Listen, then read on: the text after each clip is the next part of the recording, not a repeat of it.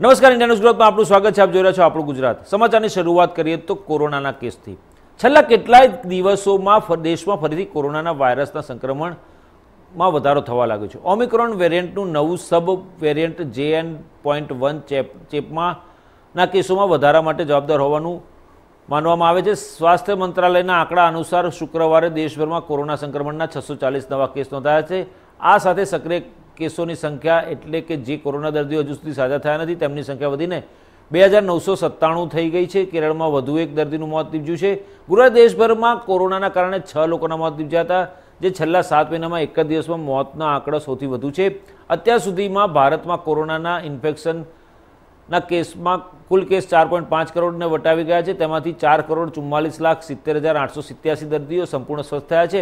આ રીતે કોરોનામાંથી recovery rate 98.81% થયો છે. જ્યારે અત્યાર સુધીમાં દેશમાં કોરોનાના કારણે મૃત્યુઆંક વધીને 5,33,328 થઈ ગયો છે. સરેરાશ ઇન્ફેક્શનના દર 100 કેસોમાં ઓછામાં ઓછા એક દર્દીનું મોત નીપજ્યું છે. કેસમાં મૃત્યુદર 1.19% છે. સ્વાસ્થ્ય મંત્રાલયની વેબસાઇટ અનુસાર અત્યાર સુધીમાં દેશભરમાં કોરોના રસીના 220.67 કરોડ ડોઝ આપવામાં આવે છે. કેરળમાં છેલ્લા 24 કલાકમાં કોરોના વાયરસના ચેપના 265 નવા કેસ નોંધાયા છે. તે જ સમયે ચેપ ઇન્ફેક્શનને કારણે એક દર્દીનું મોત નીપજ્યું હતું. રાજ્યમાં સક્રિય કેસની સંખ્યા વધીને 2606 થઈ ગઈ છે. કેરળમાં છેલ્લા 24 કલાકમાં COVID-19ને કારણે એક દર્દીનું મોત નીપજ્યું હતું.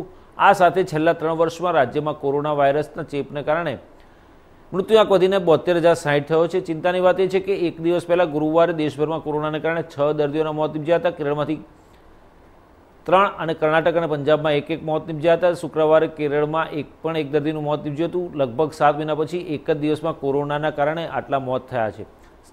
સંક્રમણના કેસોમાં વધારો થવાના વલણ પર નિષ્ણાતો કહે છે કે આને નવી લહેર કહેવી કે નહીં તે અંગે નક્કી કરવા માટે આપણે થોડા દિવસો રાહ જોવી પડશે. વર્લ્ડ હેલ્થ ઓર્ગેનાઇઝેશને પણ આ કોરોના વાયરસ JN.1ના નવા પ્રકારને રુચિના પ્રકાર તરીકે જાહેર કર્યો છે.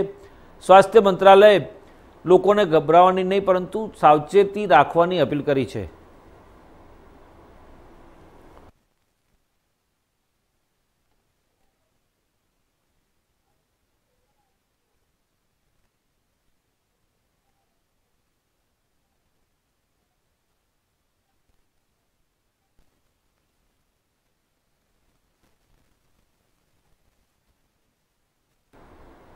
સુરતના વરાછા વિસ્તારના દબંગ ગણાતા ધારાસભ્ય અને પૂર્વ આરોગ્ય રાજ્યમંત્રી કુમાર કાનાણી ફરી એક વખત ચર્ચામાં આવ્યા છે. અવારનવાર પાલિકા અને પોલીસ તંત્રને લેટર લખતા કાનાણીએ આ વખતે મુખ્યમંત્રી ભૂપેન્દ્ર પટેલને પત્ર લખ્યો છે, જેમાં તેમણે ખાદ્ય પદાર્થોમાં થતી ભેળસેળ અટકાવવા અને ભેળસેળ કરનાર સામે કડક કાર્યવાહી કરવાની માંગ સાથેનો પત્ર લખ્યો છે.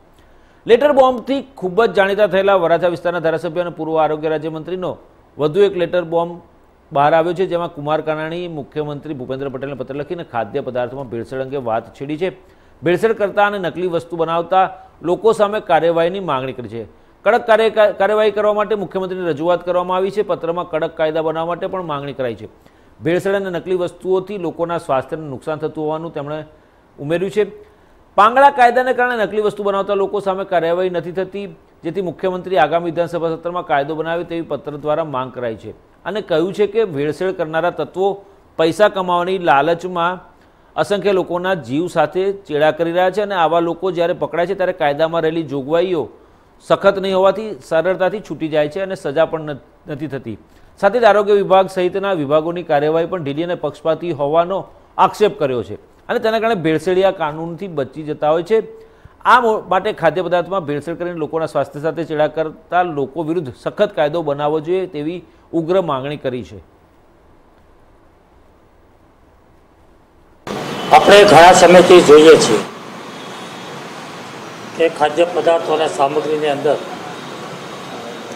ખૂબ જ મોટા પ્રમાણમાં ભેળસેળ થઈ રહી છે. આરોગ્ય વિભાગ ફૂડ ડ્રગ્સ દ્વારા સેમ્પલો લેવામાં પણ આવે છે. ઘણીવાર એ સેમ્પલો પણ ફેલ થાય છે. હવે તો ભેળસેળ તો ઠીક છે, પણ હવે સંપૂર્ણપણે નકલી બનાવટો. હમણાં 2 દિવસ પહેલાં આપણે જોયું કે જે ઘી પકડાયું સંપૂર્ણ નકલી. તો મને એવું લાગે છે કે ખાદ્ય પદાર્થોમાં ભેળસેળ કરી અને નકલી બનાવવું એ ખૂબ જ ગંભીર ગુનો છે અને માનવ જીવન સાથે છેડા થઈ રહ્યા છે. માણસની જિંદગી સાથે રમત રમાઈ રહી છે. આવી ગંભીર બાબતની અંદર ફૂડ એન્ડ ડ્રગ્સ વિભાગ, આરોગ્ય વિભાગ ને કડક કાયદો હોવો જોઈએ. આ મારી માગણી છે. આ પહેલાં પણ લગભગ 8 મહિના પહેલાં જે ચોમાસું સત્ર શરૂ થવાનું તે પહેલાં મેં રજૂઆત કરી હતી કે આવતા સત્રની અંદર આમાં કડક કાયદો બનવો જોઈએ, લોકોને કાયદાનો ડર ઊભો થવો જોઈએ અને મિલાવટવાળી વસ્તુ બંધ થવી જોઈએ. પરંતુ આજે આનું પ્રમાણ વધતું જાય છે. આજે સરકાર કેન્સર જેવા રોગો જે ખેત પેદાશોની અંદર દવાઓનો છંટકાવ થાય છે, એનો ઉપયોગ થાય છે, એ બંધ થાય એના માટે પ્રાકૃતિક ખેતીની વાતો થઈ રહી છે. અનેક સંસ્થાઓ, ખુદ ગુજરાતના રાજ્યપાલ પણ આની અંદર રસ લઈને પ્રાકૃતિક ખેતી લઈને માનવ જીવન બચાવવાનો પ્રયાસ થાય છે. લોકોની જિંદગી બચાવવાનો પ્રયાસ થઈ રહ્યો છે. સ્વાસ્થ્ય સારું રહે એના પ્રયાસો થઈ રહ્યા છે. આ દેશના વડાપ્રધાન નરેન્દ્રભાઈ મોદી આખી દુનિયાની અંદર મિલેટ ફૂડનો પ્રસાર કરી રહ્યા છે કે લોકોની જિંદગી બચે, લોકો તંદુરસ્ત બને, સ્વસ્થ બને અને સ્વાસ્થ્ય સારું રહે. તો આવા જ સમયે મિલાવટવાળી ખાદ્ય પદાર્થો અથવા તો સંપૂર્ણપણે નકલી ખાદ્ય પદાર્થો મળે ખૂબ જ ગંભીર બાબત છે. કોઈ અકસ્માત બને, કોઈ ઘટના બને અને એના જવાબદારને ઠેરવીને જો માનવવધની કલમો લાગતી હોય તો આ તો સીધો માનવ જીવન સાથે છેડા થઈ છે. તો આને કડક કાયદો બનવો જોઈએ, માનવવધ જેવો ગુનો લાગવો જોઈએ, એવી મારી માગણી છે. અધિકારીઓ સામે સીધો આરોપ લગાવવામાં આવે છે કે તેમની ખબર હોવા છતાં આ પ્રકારની કાર્યવાહી. બિલકુલ, હું ચોક્કસપણે માનું છું કે આરોગ્ય વિભાગ અને ફૂડ એન્ડ ડ્રગ્સ વિભાગ સંપૂર્ણપણે બેદરકારીપૂર્વક કામ કરી રહ્યું છે. કોઈ જ લોકોને કાયદાનો ડર નથી. કોઈ વિભાગનો, આરોગ્ય વિભાગનો, ફૂડ એન્ડ ડ્રગ્સનો વિભાગનો કોઈ ડર જ નથી. બેફામ મિલાવટ ચાલી રહી છે, નકલી વસ્તુઓ બનાવી રહ્યા છે અને લોકોને વેચી રહ્યા છે. માનો કે હું તમને એક દાખલો આપું કે વાર તહેવાર આવે તો સેમ્પલો લેવાય. દશેરા આવ્યા છે તો ફાફડાઓના, જલેબીના સેમ્પલ લીધા. સેમ્પલનું પરિણામ ક્યારે આવે? 10 દિવસ 15 દિવસ પછી. તો ફાફડાની જલેબી તો ખવાઈ ગયા હોય, લોકોએ ખરીદી લીધા, ખાઈ ગયા હોય. આનો કોઈ મતલબ નથી. સપાટા જગ્યાએ કોઈ ઠોસ કાર્યવાહી થાય અને કડકમાં કડક કાર્યવાહી થવા માટે કડક કાયદો જોઈએ. બંને વસ્તુ છે. આરોગ્ય વિભાગ અને ફૂડ એન્ડ ડ્રગ્સ વિભાગની બેદરકારી અને કડક કાયદો નથી, પાંગળો કાયદો છે, એટલા માટે બધું ચાલે છે.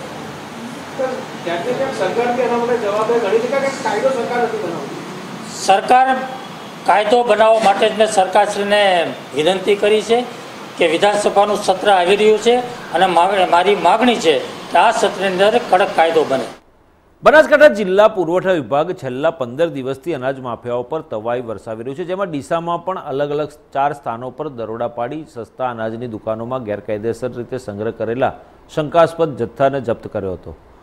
જ્યારે દુકાન માલિકો હાજર ન થતા તેમના ગોડાઉન સીલ કરી આગળની કાર્યવાહી હાથ ધરવામાં આવી હતી. ડીસામાં જિલ્લા પુરવઠા વિભાગ, ડીસા શહેર અને ગ્રામ્ય મામલતદારની સંયુક્ત ટીમોએ અલગ અલગ 4 સ્થાનોએ દરોડા પાડ્યા હતા.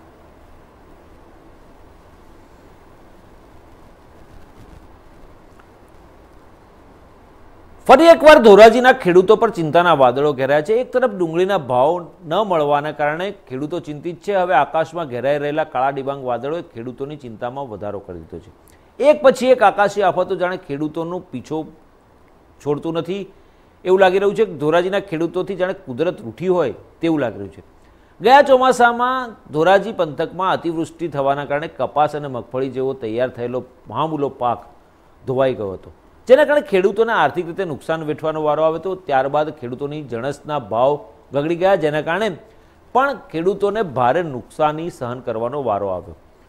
ખેડૂતોએ સારા ભાવ મળવાની આશાએ ડુંગળીનું વાવેતર કર્યું અને અન્ય રવિ પાકોનું પણ વાવેતર કર્યું અને ફરી આ પાકો પર કમોસમી વરસાદ વરસી ગયો, જેના કારણે 50% જેટલો પાક નિષ્ફળ ગયો.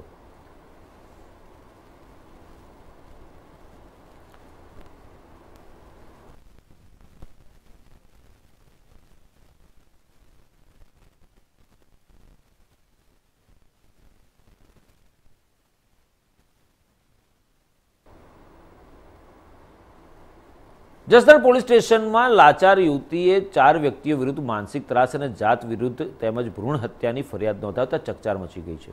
બનાવની વિગત એવી છે કે જસદણના કોઠી ગામની જયશ્રી પરમાર નામની દલિત યુવતીને 7 વર્ષ પહેલા જસદણના સુથાર જ્ઞાતિના હર્ષદ જગદીશ મકવાણા નામની વ્યક્તિ સાથે પ્રેમ સંબંધ થયો હતો અને વાત લગ્ન સુધી પહોંચી. ત્યારે માતા પિતાએ હર્ષદને કહેલું કે અમે દલિત છીએ, સમજી વિચારીને લગ્ન કરજો, તમારા પરિવારના લોકો મારી છોકરીને અપનાવશે, કાલે સવારે મારી છોકરીને હેરાન તો નહીં કરે ને. ત્યારે છોકરાના પરિવાર અને છોકરીના પરિવારના લોકો બંનેની સંમતિથી સગાઈ કરવામાં આવી. ત્યારબાદ 17મી ફેબ્રુઆરી 2023ના રોજ અમરેલીમાં કોર્ટ મેરેજ કરવામાં આવે. 4 થી 5 મહિના સુધી સુખી સંસાર ચાલ્યા બાદ યુવતીની સાસુ, દિયર, નણંદ અને તેના પતિ દારૂ પીને યુવતીને જમવાનું અલગ, પાણી પીવાનું અલગ અને જાત વિરુદ્ધ હળધૂત કરી મારપીટ કરતા અને માનસિક ત્રાસ આપતા. યુવતીને જણાવ્યા મુજબ 10 દિવસ પહેલાં તેના પતિએ માર મારી તેને જબરદસ્તી દવા પીવડાવીને યુવતીના પેટમાં રહેલો 1.5 માસના ગર્ભનું પણ હત્યા કરી હતી. લાચાર યુવતીએ જસદણ પોલીસ સ્ટેશનમાં સાસુના, નણંદ, દિયર અને પતિ વિરુદ્ધ ફરિયાદ નોંધાવી છે. યુવતીના પિતાએ કહ્યું કે મારી દીકરીને ન્યાય નહીં મળે તો હું સુસાઇડ કરી લઈશ.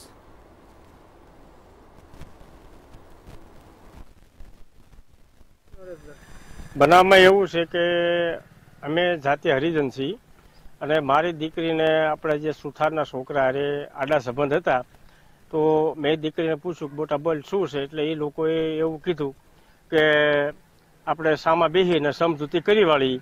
પછી મેં કીધું કાંઈ વાંધો નહીં, મેં કીધું. પછી અમે એમના ઘરે ગયા, સામે બેસી અને સમજૂતી કરી અને ત્યાર પછી અમે કોર્ટ મેરેજ કરાવ્યા એના. કોર્ટ મેરેજ કરાવ્યા એટલે અમરેલી અમે કોર્ટ મેરેજ કરાવ્યા એના. ત્યાર પછી 6 મહિના કોર્ટ મેરેજ થઈ ગયા. પછી 3 મહિનાથી મારી દીકરીને સતતમાં સતત ત્રાસ આપ્યો, એટલે એની કોઈ સીમા નહીં. હર્ષદભાઈ જગદીશભાઈ મકવાણા, ત્યાર પછી એમનો ભાઈ સાગર જગદીશભાઈ મકવાણા, તે પછી એમના મમ્મી મધુરિકાબેન જગદીશભાઈ મકવાણા અને એમની દીકરી વૈશાલી. આ છ્યારે મારી દીકરીને બહુમાં બહુ જુલમ કર્યો છે. ત્યાર પછી મારી દીકરીને ગર્ભપાત રહી ગયો, તો મારી દીકરીએ કીધું કે આનું શું કરવું. પછી એ લોકોએ પરાણે મારી દીકરીને દવા પાઈ અને ક્રૂરમાં ક્રૂર હત્યા કરી છે. મારી દીકરીને નહીં આવવા તરત તાત્કાલિક મારી દીકરીને નહીં મળે તો હું કંઈક સુસાઇડ કરી લઈશ, આવી મારી પોલીસ સ્ટેશનમાં અરજી છે. આણંદ શહેરના નવા બસ સ્ટેન્ડ ખાતે ગૃહ રાજ્ય અને વાહન વ્યવહાર રાજ્યમંત્રી હર્ષ સંઘવીએ સરપ્રાઇઝ વિઝિટ કરી હતી અને બસ સ્ટેન્ડમાં તૂટેલા બાકડા, પીવાના પાણીની સમસ્યા નિહાળી તેઓ પણ ચોંકી ઉઠ્યા હતા અને તેમણે ડેપોના અધિકારીને બોલાવીને 50 બાકડા નવા મૂકવા, પીવાના પાણીની સુવિધા માટે કુલર મૂકવા અને ટોયલેટનું રિનોવેશન કરવા તેમજ પંખા રિપેર કરાવી શરૂ કરવા માટેની સૂચનાઓ આપી હતી. સાહેબ ઉપર રજૂઆતો કરેલી સાહેબ અમારા. તો કામગીરી નથી થઈ? ના, કામગીરી તો થાય સાહેબ, દરરોજ અહીં ડેપો ઉપર આવે જ છે. સાહેબ ની કામગીરી સુવિધાઓનો અભાવ હતો અહીંયા? ના, સુવિધાઓ છે જ, પણ આ સાહેબે રિપેર કરવાનું કીધું એમ. વધારાની સુવિધા. આણંદ શહેરના ગામડી વિસ્તારમાં પાધરિયા પ્રેસ રોડ પર આવેલી આણંદ રેલવે પોલીસ લાઇનમાં 6.7 કરોડના ખર્ચે નિર્માણ પામેલી બી કક્ષાના 42 BHK ફ્લેટ આવાસોનું ગૃહ રાજ્યમંત્રી હર્ષ સંઘવીએ લોકાર્પણ કર્યું હતું. આ પ્રસંગે ગૃહ રાજ્યમંત્રી હર્ષ સંઘવીએ તકતીનું અનાવરણ કરી આવાસોનું લોકાર્પણ કર્યું હતું. તેમણે કર્મચારીઓને ફાળવવામાં આવેલા આવાસો પૈકી 10 કર્મચારીઓને પ્રતિક રૂપે મંચ પરથી મકાનની ચાવી અર્પણ કરી હતી. આ લોકાર્પણ પ્રસંગે ગુજરાત વિધાનસભાના નાયબ મુખ્ય દંડક રમણ સોલંકી ઉપસ્થિત રહ્યા હતા.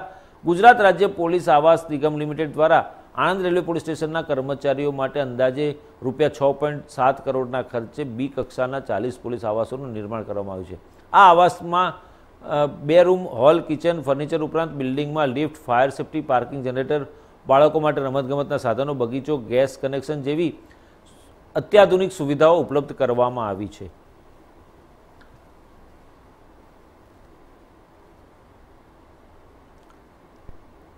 ભારતીય સંવિધાનમાં લોકસભા અને રાજ્યસભાના તમામ સાંસદોને અધિકાર આપેલો હોય છે કે તેઓ લોકતંત્ર અને સંવિધાનની રક્ષા માટે સરકાર દ્વારા કલ્યાણકારી યોજનામાં ફેરફાર કરવાનો સવાલ હોય કે પછી આમ જનતાની સમસ્યાઓ ઉજાગર કરવાનો સવાલ હોય, તમામ સાંસદોને લોકસભા કે રાજ્યસભામાં વિરોધ કરવાનો અધિકાર છે. પણ આ કેન્દ્ર સરકાર દ્વારા વિરોધ કરવાને સાંભળવાને બદલે કેન્દ્ર સરકાર દ્વારા સાંસદમાં બહુમતીના જોરે 143 સાંસદોને શિયાળુ સત્ર દરમિયાન લોકસભા અને રાજ્યસભામાંથી બરખાસ્ત કરી તેમના પદ ઉપરથી હટાવવામાં આવ્યા છે અને વિરોધ કરનારાનો અવાજ દબાવી અન્યાય કરવામાં આવી રહ્યો છે. તેમજ વધુમાં ચૂંટણી પંચની નિમણૂકમાં પણ ફેરફાર કરવામાં આવ્યો છે, જેનો વિરોધ લઈને દેશભરમાં ઇન્ડી ગઠબંધનના દ્વારા અવાજ ઉઠાવવામાં આવ્યો છે, જેથી રાજકોટ જિલ્લાના ઉપલેટામાં ગઠબંધન સાથે જોડાયેલા ઉપલેટા શહેર કોંગ્રેસ, રાજકોટ જિલ્લા CPIM તેમજ ઉપલેટા આમ આદમી પાર્ટી દ્વારા મામલતદારને આવેદનપત્ર આપી તમામ સાંસદોને ફરી તેમના પદ ઉપર નિમણૂક આપવા અને ચૂંટણી પંચના નિમણૂકમાં ફેરફાર પાછી ખેંચવા આવેદન આપી સરકાર સમક્ષ રજૂઆત કરાઈ હતી. કૃષ્ણકાંત ચોટાઈ, શહેર કોંગ્રેસ પ્રમુખ, ઉપલેટા. ઇન્ડિયા ગઠબંધન દ્વારા આજે દેશભરમાં સંસદમાંથી સસ્પેન્ડ કરેલા 143 ધારાસભ્યો, સંસદ સભ્યો અને સંસદમાં જે ગેરકાયદેસરના કાયદા લઈ આવીને બહુમતીને ધોરણે પાસ કર્યા છે તેના વિરોધમાં આવેદનપત્ર આખા દેશમાં અપાઈ રહ્યું. ત્યારે એમના ભાગરૂપે આજે ઉપલેટા ગઠબંધન દ્વારા અમે સૌએ સાથે મળી અને રાષ્ટ્રપતિને એક આવેદન આપવા માટે મામલતદારને આપેલું છે. આ આવેદનમાં જે 143 સાંસદોને બહુમતીને જોરે સ્પીકરને કહીને સસ્પેન્ડ કર્યા છે તેમનો વિરોધ કરીએ છીએ અને એમને ફરીથી સંસદમાં પ્રવેશ અપાવવા માટેની માંગણી કરીએ છીએ. આ ઉપરાંત ચૂંટણી પંચના નિમણૂકમાં જે કાયદામાં ફેરફાર કર્યો છે એ પણ ગેરકાયદેસર છે. એનાથી ચૂંટણી પંચ નિષ્પક્ષ રીતે કામ નહીં કરી શકે એવું માનીએ છીએ. તે આ કાયદામાં પણ ફેરફાર કરવાની વાત કરીએ છીએ. આ સંસદમાં બહુમતીને ધોરણે જે દેશમાં લોકશાહી છે એને અને કાયદાનો અમલ થાય છે એ બંધારણને આ ભાજપ સરકાર તોડી મરોડી રહી છે. તેમનો આ આવેદન દ્વારા અમે વિરોધ કરીએ છીએ. મારું નામ ડાયાભાઈ ગજેરા, CPIM જિલ્લા સેક્રેટરી. આજ રોજ ઇન્ડિયા ગઠબંધનના રાષ્ટ્રીય પક્ષોએ અને પ્રાદેશિક પક્ષોનો જે મોરચો છે એ મોરચાએ દેશભરની અંદર આજે આવેદનપત્ર દેવાનો અને દેખાવ કરવાનો કાર્યક્રમનું જાહેરાત કરી છે. તે મુજબ રાજકોટ જિલ્લામાં અમે આ કાર્યક્રમ કર્યો છે. ખાસ કરીને સંસદીય પરંપરાઓ જે છે એને તોડવાનું કામ આજની આ સરકાર કરી રહી છે અને અંતરાત્મા મુજબ સંસદ સભ્યોને પોતાનો અવાજ રજૂ કરવાનો પણ અધિકાર છે એ અધિકાર પણ સરકાર તોડી રહી છે. જ્યારે 141 સાંસદ સભ્યોને નિષ્કાસિત કર્યા છે, બરખાસ્ત કર્યા છે, એ લોકશાહીના ખૂન સમાન છે. કારણ કે લોકશાહીમાં હંમેશા પોતાનો અવાજ જો રજૂ કરી શકે અને સરકાર ઉપર એનો પ્રભાવ પાડી શકે, કારણ કે સરકાર જે રીતે કાયદાઓ બનાવી રહી છે અને ખાસ કરીને લોકહિતના જે અધિકારો છે, અધિકારોનું હનન થઈ રહ્યું છે, એને આજે સંસદની અંદર જે સામૂહિક રીતે રજૂઆત કરી તો તમામ સંસદ સભ્યોને રજૂઆત કરી છે અને અમે આ મોરચો છે અમારો ઇન્ડિયા ગઠબંધન એ આગળ ગમે તે પ્રકારના કાર્યક્રમો આવશે એ કરશું અને લડશું. હું શ્રી નથુભાઈ ભીમભા, આમ આદમી પાર્ટી જિલ્લા જોઈન્ટ સેક્રેટરી ઉપલેટા. આજરોજ તારીખ 22/12/2023 રોજ ઉપલેટા મુકામે મામલતદાર કચેરીમાં મામલતદાર સાહેબને ભારતની લોકશાહીના સંસદ સભ્યોને અડધૂત કરી સસ્પેન્ડ કરવાના કાર્યક્રમ અંતર્ગત સમગ્ર દેશમાં ઇન્ડિયા ગઠબંધનના તમામ સાથી પક્ષો જ્યારે એમ કે આ સરકારની જોખમી અને સરમુખત્યારી શાસનનો વિરોધ કરી રહ્યા છે તેના એક ભાગરૂપે અમે આમ આદમી પાર્ટીના તમામ કાર્યકરો ઇન્ડિયા ગઠબંધનના તમામ સાથી પક્ષો સાથે હર હંમેશા એમ કે ખંભે ખંભો મિલાવી અને આ લોકશાહીને નાશ કરવાની, લોકશાહીને ખૂન કરવાની અને તમામ વિરોધ પક્ષોને ધમકાવી, દંડ કરી, સસ્પેન્ડ કરી અને હેરાનગતિ કરવા માટેના જે પ્રયાસો આજની સરકાર કરી રહી છે તેને માટે અમે હંમેશને માટે અમે અમારો અવાજ ઉઠાવતા રહેશું. શુક્રવારે સંસદમાંથી વિપક્ષના સાંસદોને સસ્પેન્ડ કરવાના વિરોધમાં ઇન્ડી ગઠબંધનના પાર્ટીઓના નેતાઓને જંતર મંતર ખાતે વિરોધ કર્યો હતો. કોંગ્રેસ પ્રમુખ મલ્લિકાર્જુન ખરગે, રાહુલ ગાંધી, શરદ પવાર સહિત વિપક્ષની પાર્ટીઓના ઘણા નેતાઓ લોકશાહી બચાવો વિરોધ પ્રદર્શનમાં ઉપસ્થિત રહ્યા હતા. રાહુલ ગાંધીએ જંતર મંતર ખાતે સંબોધન કરતા વડાપ્રધાન નરેન્દ્ર મોદી સરકાર પર નિશાન સાધ્યું હતું. સંસદમાં સુરક્ષામાં ચૂક મામલે રાહુલ ગાંધીએ કહ્યું કે જે લોકો પોતાને દેશભક્ત કહે છે તેમની હવા નીકળી ગઈ હતી. કોંગ્રેસ પ્રમુખ મલ્લિકાર્જુન ખરગે મોદી શાહે બંધારણ અને લોકશાહીને ખતમ કરવાનો પ્લાન ઘડ્યો હોવાનું પણ જણાવ્યું હતું. રાહુલ ગાંધીએ કહ્યું કે થોડા દિવસો પહેલા 2-3 યુવકો સંસદમાં ઘૂસી ગયા હતા. તેઓ અંદર આવ્યા, થોડો ધુમાડો ફેલાવ્યો ત્યારે ભાજપના તમામ સાંસદો ભાગી ગયા હતા. જે લોકો પોતાને દેશભક્ત કહે છે તેમની હવા નીકળી ગઈ હતી. આ દરમિયાન રાહુલ ગાંધીએ સંબોધન કરતાં કહ્યું દેશમાં ભયંકર બેરોજગારી અને યુવાનોને આજે રોજગારી મળતી નથી.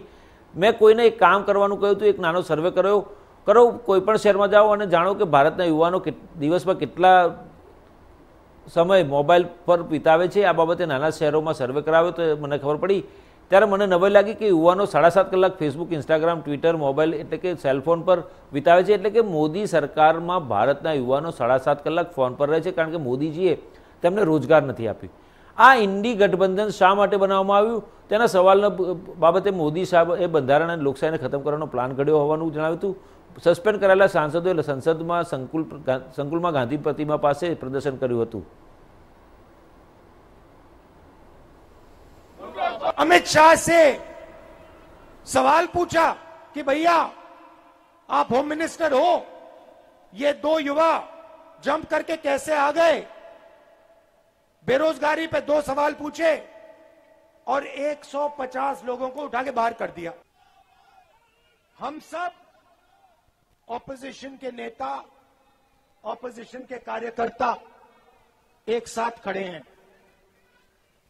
और आप बात समझिए, ये लड़ाई नफरत और मोहब्बत के बीच में लड़ाई है.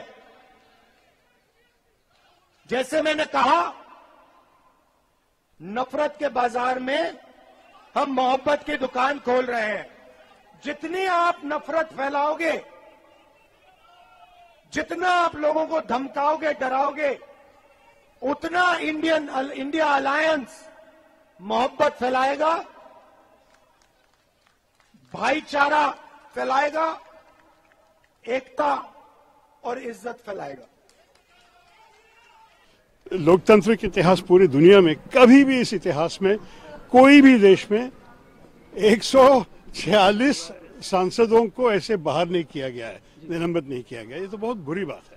और बात यह है कि हमारे देश में ये सब चल रहा है और लोग को जानना चाहिए कि हमारे लोकतंत्र खतरे में है. तो इसलिए हम ये कर रहे हैं. हम और ये जो प्रदर्शन आप देख रहे हैं, जनता को समझाने के लिए कि हमारे देश में जो कुछ चल रहा है ये तो बिल्कुल हमारे देश के भविष्य के लिए बुरा है. हम दुनिया भर कहते हैं कि हम लोकतंत्र की माता है, मदर ऑफ डेमोक्रेसी, लेकिन कोई भी अपनी माता को इस किस्म से ट्रीट करते हैं, ये बिल्कुल बुरी बात है. सर क्या जी इसको लेकर क्या सॉल्यूशन की तरफ सब जाएगा? सॉल्यूशन एक ही है, वो चुनाव में आएगी कि आप लोग इस सरकार को बदल के अच्छी सरकार लेके आइए इंडिया अलायंस की तरफ से. क्या अभी तक इतने सांसद कभी निलंबित किए गए हैं? और कारण क्या रहा? कारण यह है कि हम चाहते थे कि जिस प्रकार से सदन में 2 लोग घुसे, स्मोक बॉम्ब डाला, उस प्रकरण में गृह मंत्री जी का बयान होना चाहिए. अब उसमें भी बयान देने का उन्होंने मना कर दिया. तो क्या આપણે ગુજરાતમાં અત્યારે બસ આટલું જ. વધુ સમાચાર અને અપડેટ્સ માટે જોતા રહો ઇન્ડિયા ન્યૂઝ ગુજરાત, ગુજરાતી ધડકન. નમસ્કાર.